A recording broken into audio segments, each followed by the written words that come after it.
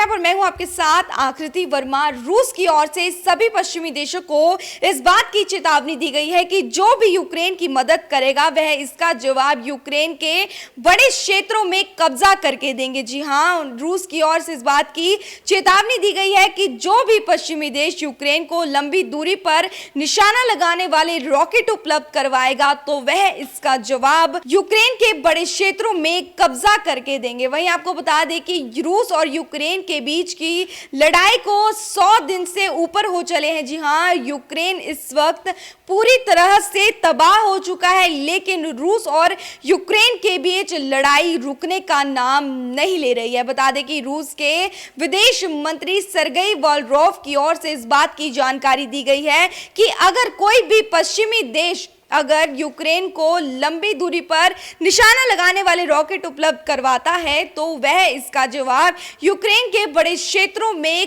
कब्जा करके देंगे। इस बात की जानकारी रूस के विदेश मंत्री की ओर से की गई है। बता दें कि ब्रिटेन और अमेरिका की ओर से इस बात की जानकारी दी गई थी कि वह यूक्रेन की मदद करने के लिए उनको लंबी दूरी पर निशाना लगाने वाले रॉकेट्स उपलब्ध करवाएंगे, जो कि सीधा 300 किलोमीटर की दूरी पर निशाना लगाते हैं। जी हाँ, लंबी दूरी पर निशाना लगाने वाले रॉकेट उपलब्ध करवाए जाने की बात ब्रिटेन और अमेरिका की ओर से कही थी, लेकिन अब रूस की ओर से इस बात की चेतावनी पश्चिमी देशों को दी गई है कि अगर कोई भी यूक्रेन की मदद करता है या फिर उनको लंबे दूरी पर निशाना लगाने वाले रॉकेट उपलब्ध करवाता है तो वह इसका जवाब यूक्रेन के बड़े क्षेत्रों में कब्जा करके देंगे। जी हाँ, इस बात की जानकारी रूस के विदेश मंत्री की ओर से दी गई है। वहीं आपको बता दें कि 100 से ऊपर दिन हो गए हैं रूस और यूक्रेन के बीच लगातार लड़ाई जारी है। जी हाँ, यूक्रेन इस वक्त पूरी तरह से तबाह हो चुका है। यूक्रेन में रहने वाले यूक्रेनियों की जिंदगी भी